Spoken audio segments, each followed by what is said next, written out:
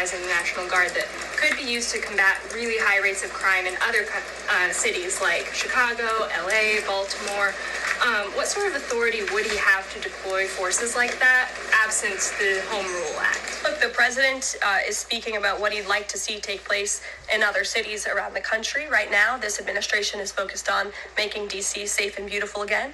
When the time comes, we'll talk about that. But I will note that the president wants to see all of our nation's cities be safe. But I think starting with our nation's capital is a great place to begin, and it should serve as a model for the rest of the country. Ed. Just to bind up a few of the D.C. things, because a lot of them have been asked, but in talking with Congress about potential changes to the home rule and whatever else, would he also push the House to finally pass D.C.'s budget so that it has access to all that money that it does need for policing, for schools, and for other services here in the city? Yes, and as you know, he has done that. He put out a statement calling on the House to take up the Senate's legislation, and he stands by that position. Now, let me take you back to something from last month. You guys announced the president was diagnosed with chronic venous insufficiency after his legs were seen swelling. How's he being treated for that? And while you were upfront about those health issues, curious if the White House would be willing to let us speak with his physician directly about those health issues. Thank you. Oh, Ed, go ahead, but then in the back. Yes. Go in the back first. Okay, sure. Thanks, Karoline. One foreign policy and then one domestic question, if I may. There are roughly 30,000 children from Ukraine who have reportedly been abducted and are kind of dispersed around Russia. They've been showing up on these websites for adoption. Is their return a red line for the president in any deal ending the war? The administration is aware of these reports. I don't want to set red lines for the president on his behalf from this podium. However, the president did encourage Ukraine and Russia to speak directly to one another in terms of these humanitarian issues. And we have seen progress. You have seen prisoners of war swapped between these two countries as a result of these direct talks, as well as children, and that remains a concern, but it's one that Russia and Ukraine need to iron out together, which is why this president has encoured them to speak. Okay, thanks. And then if I can, the D.C. action real quick. The president said yesterday. Hi, thank you. Gavin Newsom has said that California is going to sue in response to the government's demand for $1 billion from UCLA over the DOJ's anti-Semitism findings. Newsom has called this extortion and ransom. So I'm wondering what the White House's response is to Newsom on UCLA. Bring it on, Gavin. This administration is well within its legal right to do this, and we want to ensure that our colleges and our universities are respecting the First Amendment rights and the religious liberties of students on their campuses, and UCLA has failed to do that. And I have a whole list of examples that I will forward to Gavin Newsom's press office if he hasn't seen them himself. Brett. Thanks, Caroline. What was the reason that President Trump chose to move on from Billy Long as IRS commissioner? Look, I think the president wants to see Billy Long as the ambassador to Iceland. As you know, that is where he will be headed. And the president loves Billy Long, and he thinks that he can serve the administration well in this position. For now, Secretary Scott Besson will be the acting IRS commissioner.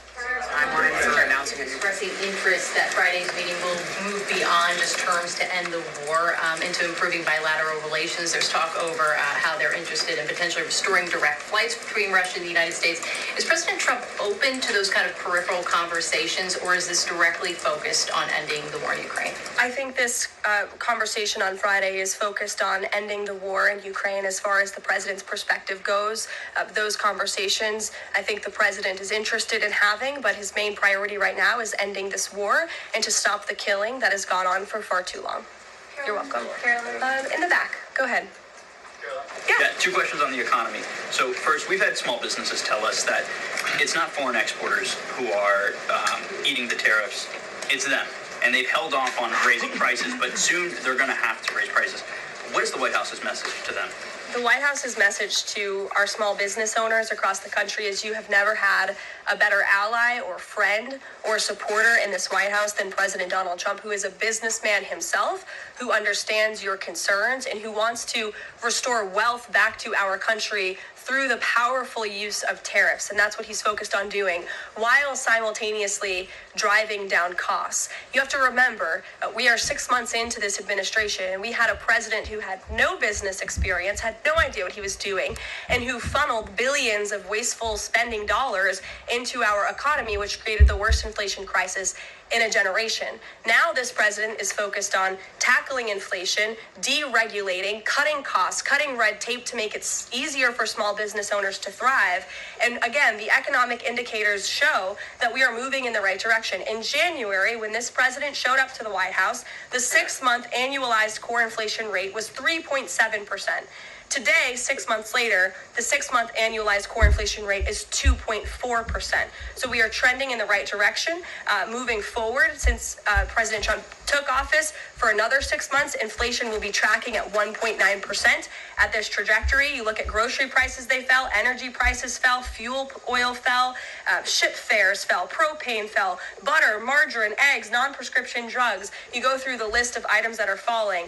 And then I would also point to that report this morning showing that small business optimism has reached a 5-month high. So look, we inherited an economic mess from the previous administration, but this administration is focused on fixing it every day. And part of that is signing the largest tax cuts into law to put more money back into the pockets of these small business owners. One more, just on the BLS, they collect the inflation data, obviously. If the jobs data is not reliable, should Americans trust the inflation data? Well, look, the jobs data has had massive revisions.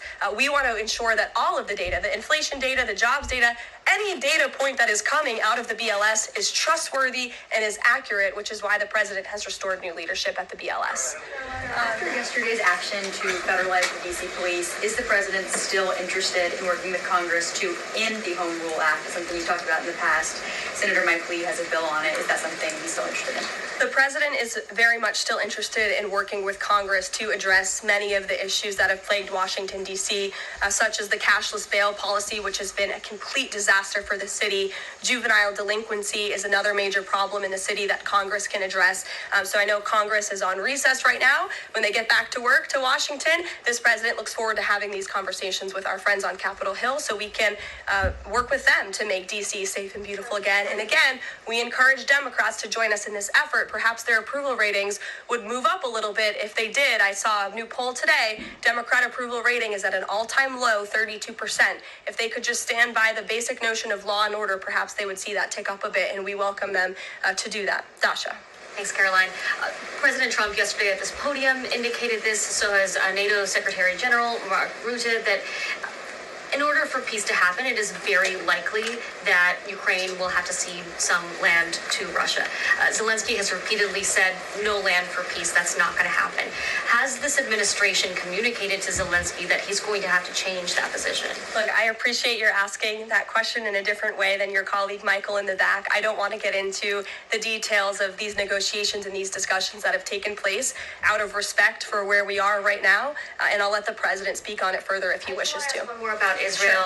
I know the president has had a call with Prime Minister Netanyahu recently. Netanyahu is planning to seize the remainder of Gaza City. What is the administration's position on this move by Israel's government? Look, this is an incredibly complex and complicated war that, again, was inherited by this president, by his predecessor, Joe Biden. October 7th was one of the worst days in history. We saw innocent people slaughtered, murdered, kidnapped by Hamas terrorists. This administration has taken extensive time and effort and resources since Inauguration Day in January to end this conflict. We have given many flexible arrangements backed by Israel to Hamas, and unfortunately, Hamas has never agreed. Looking ahead, I will let the president speak on where he sees this going, but this is, of course, an incredibly complex and complicated situation. The administration has made our goal clear. We want to see this conflict end. We want to see the hostages released, and we've tried. The president and his national security team have given extensive effort and time to doing that. With how Israel has used those resources and the assistance that you've provided? Look, I'll let the president speak on the further actions that Israel may or may not be taking. Good to see you. Good to see you as well. President Zelensky said moments ago that he thinks Russia is preparing for a new offensive on at least 3 different areas of the front line. Is this something that you could confirm based on U.S. intelligence? And if the president sees that Putin is indeed planning major new offensive or moving troops, would he call off the meeting on Friday? I'm not in a position to confirm or deny or comment on that intel at this time. Monica. Thanks, Caroline. My question involves Russiagate. A whistleblower alleges that then Congressman Adam Schiff approved leaking classified information to smear President Trump's image during the Russiagate scandal. Does the president plan to investigate Adam Schiff, and what would accountability look like if more information confirms this report? The president has already said he wants to see Adam Schiff held accountable for the countless lies he told the American people in relation to the Russiagate scandal. I brought Tulsi Gabbard out to this podium to talk to you about all of that, and this administration is taking accountability very seriously. As for this new FBI whistleblower report, I understand Kash Patel last night declassified a 302 FBI document showing that a whistleblower who is a Democrat, a career intelligence officer who worked for Democrats on the House Intel Committee for more than a decade, repeatedly warned the FBI in 2017 that then Rep. Adam Schiff had approved leaking classified information to smear then President Donald Trump over the Russiagate scandal. This is obviously a bombshell whistleblower report. Hopefully more people in this room will cover it as such. And I have a quote from the FBI director for all of you. He has said this: "For years, certain officials used their positions to selectively leak classified information to shape political narratives. It was all done with one purpose: to weaponize intelligence and law enforcement for political gain. Those abuses eroded public trust in our institutions. The FBI will now lead the charge with our partners at DOJ, and Congress will have the chance to uncover how political power may have been weaponized and to restore accountability." That's what the administration is focused on, and hopefully we'll see some more media reports on this whistleblower allegation. If this were reversed, if this were allegations against the president or any of these cabinet officials, I'm sure everyone in this room would cover it as such. I mean, look, I think both can be true, right? The president has always said he wants a peace deal. He wants to see this war come to an end. But this bilateral meeting is a bilateral meeting between one party in this two-party war, right? You need both countries to agree to a deal. The president is accepting this bilateral meeting with Putin on Friday, and I will let him speak further to it after it concludes about, how he felt it went. And could you also, completely unrelated topic, regarding the president's efforts in Washington, D.C., do you have any specifics about how homeless people will be dealt with, where they would be moved to? What does this look like? I do, yes, and it's an important question, so thank you for raising it. The Metropolitan Police Department, with the support of the new federal agencies who have been surging on the streets of the District of Columbia, are going to enforce the laws that are already on the books here in Washington, D.C. For far too long, these laws have been completely ignored, and the homelessness problem has ravaged the city. So D.C. Code 22-1307 and D.C. Municipal Regulation 24-100 give the Metropolitan Police Department the authority to take action when it comes to homeless encampments. So homeless individuals will be given the option to leave their encampment, to be taken to a homeless shelter, to be offered addiction or mental health services, and if they refuse, they will be susceptible to fines or to jail time. Again, these are pre-existing laws that are already on the books. They have not been enforced, which is part of the reason for this federalizing of the National Guard to bring in this assistance for law enforcement. While we are targeting criminals and trying to remove criminals off of the streets, we also want to make DC safe and beautiful, and that involves removing mentally disturbed individuals and homeless encampments as well. So we will be using these regulations and code that already exists to clean up our streets, and we've already had great success. Not many of you picked up on this, but the United States Park Police has actually done remarkable work in terms of removing homeless encampments from the city. Since the president signed this executive order in March, 70 homeless encampments have been removed by the U.S. Park Police. There are only 2 homeless encampments remaining in D.C. federal parks under the National Park Service's jurisdiction, and the removal of those 2 remaining camps is scheduled for this week. So the U.S. Park Police will be leading this effort alongside MPD. Just very quickly, he had talked in one of his social media posts about moving them very far outside of the city. Is that off? No, it's not off. We're exploring how we could do that. But again, homeless shelters,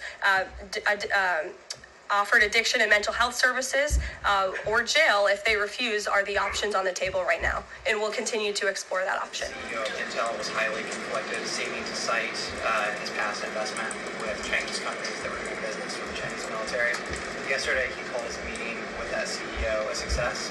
So what can you tell us about what the Intel CEO said to President Trump that changed his mind? The president put out a statement that you cited, Phil. I will leave it at that. He shared his thoughts on that meeting and how it went. And for any further comment on that, I'll leave it to him to make. Will the Bureau of Labor Statistics continue to put out monthly jobs reports? Well, look, what I'll tell you about the Bureau of Labor Statistics, I believe that is the plan and that's the hope, and that these monthly reports will be data that the American people can trust. As you know, the Bureau of Labor Statistics has made massive revisions after the last several reports that they have put out. And there has certainly been a decline in the quality and the reliability of data coming from the Bureau of Labor Statistics, and there's been an increase in revisions.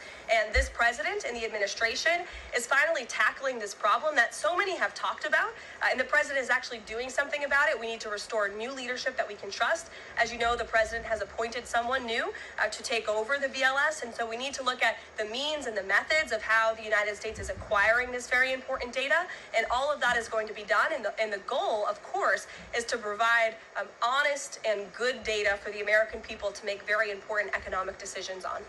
Michael. Thank you, Karoline. Two questions, if I may. The president has talked about land swaps between Russia and Ukraine. Vladimir Putin says he wants Russia to hold on to Russian-occupied territory in eastern Ukraine. Is the White House at all concerned about the messaging that potentially giving over or allowing Russia to maintain its occupied territory in eastern Ukraine, what that might say to other U.S. adversaries like China? Look, right now, the President of the United States has done more to end this war than his predecessor, Joe Biden, who allowed this war to take place. This war, don't forget, happened at the result of the weakness and the incompetence of the previous administration. And so the president inherited this conflict, and he is determined to end it. And it's a very complex and complicated situation. As for the details of the plans that have been kind of tossed back and forth, I won't get into those, and I will let the president of the United States discuss those plans with the president of Russia, with our European allies, and the president of Ukraine, Zelensky himself as well. Sure, go ahead, in the green. Thank you, Karoline. As far as the policing and security operations, You speak up. is there a timeline? Do we know what success looks like? Is it going to last longer than 30 days? And also, is there going to be an immigration enforcement aspect to this? So can you speak up a little bit? The air conditioning is bumping in here for all of you today after yesterday's heater, so we've got to stock up. You're welcome. Go ahead. Is there a timeline for the security operations here in D.C.? And also, is there going to be an immigration component to this? And what would that look like? Look, if law enforcement officers encounter a criminal in this city, and they are an illegal alien, of course the appropriate measures to detain and deport that individual will be taken, as they should. No city should be a sanctuary for anyone other than law-abiding American citizens, and that has been the position of this administration since day one. As for the timing, we will reevaluate and reassess and make further decisions after this 30-day period is up.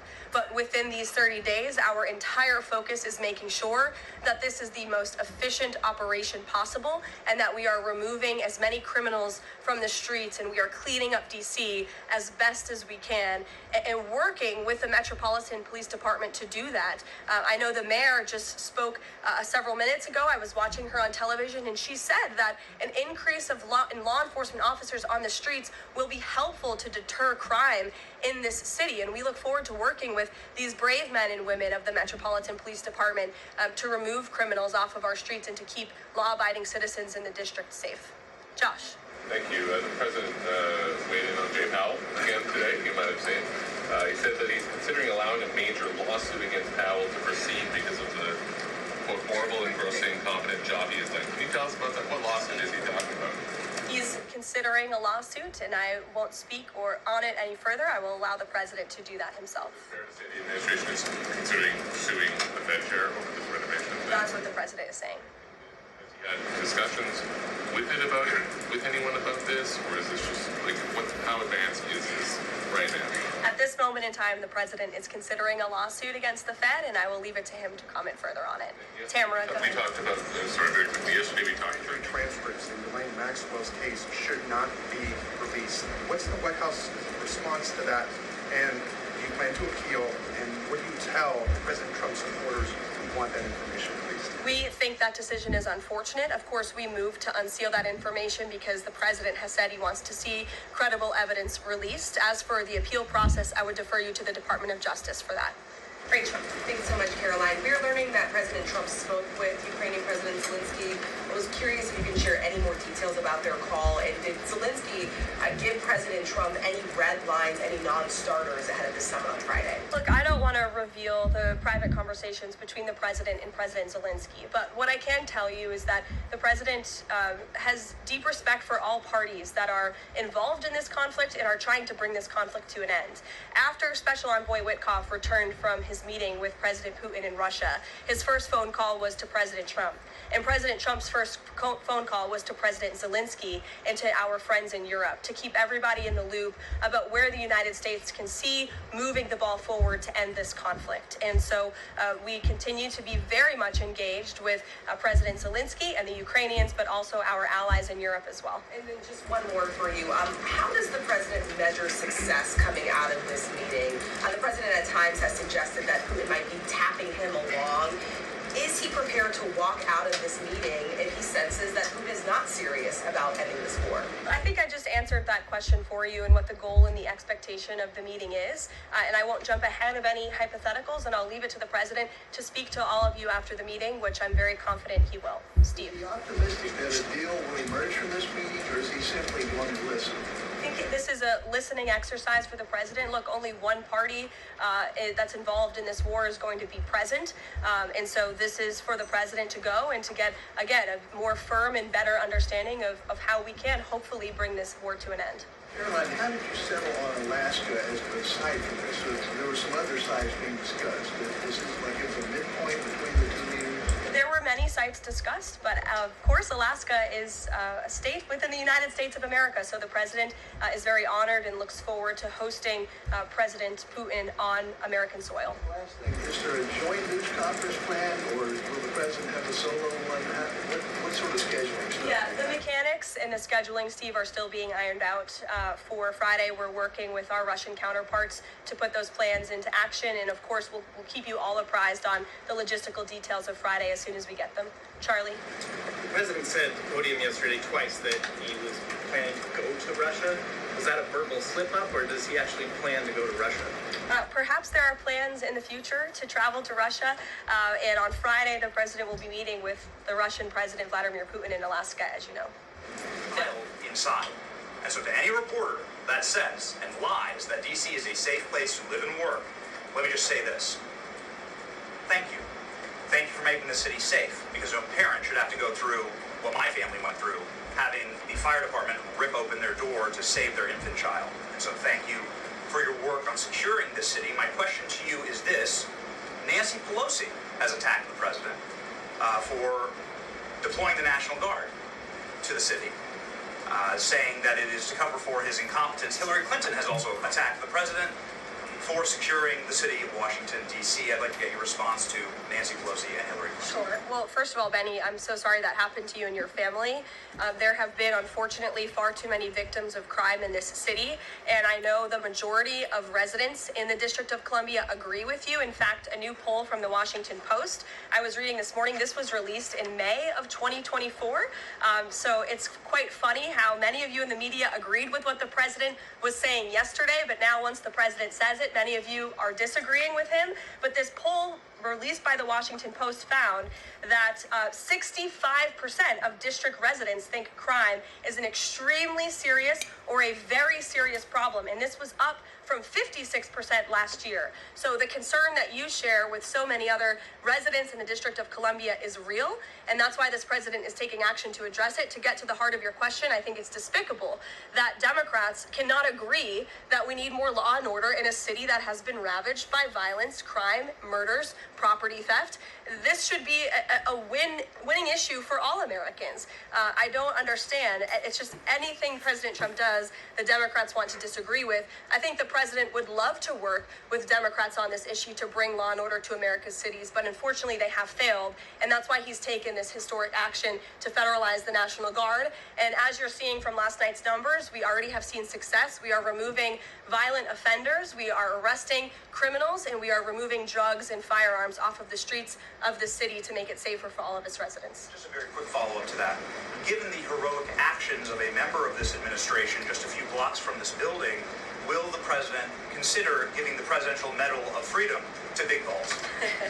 I haven't spoken to him about that, but perhaps it's something he would consider. I'll ask him and get back to you, Benny. Thanks for being here. Gabe. Thank you, Karoline. Regarding the President Trump summit on Friday, why not invite Ukrainian President Zelensky to that summit? I know the president said yesterday that he planned to speak with him right after the summit and even before, but why not invite Zelensky, and whose decision was it to not invite him? Was it the president or was it President Putin? Well, this meeting came about because the president of Russia asked the president of the United States to meet through his special envoy, Steve Witkoff, who, as you all know, traveled to Russia to have a conversation with Putin at his request. And so the president is agreeing to this meeting at the request of President Putin. And the goal of this meeting for the president is to walk away with a better understanding of how we can end this war. And the president said at this podium yesterday when he joined all of you in the room that he hopes in the future there can be a trilateral meeting with these three leaders to finally bring this conflict to an end. But this administration has really used every lever, has taken every measure to achieve peace through a diplomatic solution. And I think the president of the United States getting in the room with the president of Russia, sitting face to face rather than speaking over the telephone, will give this president the best indication of how to end this war and where this is headed. And another question on something that happened yesterday, but I wanted to get the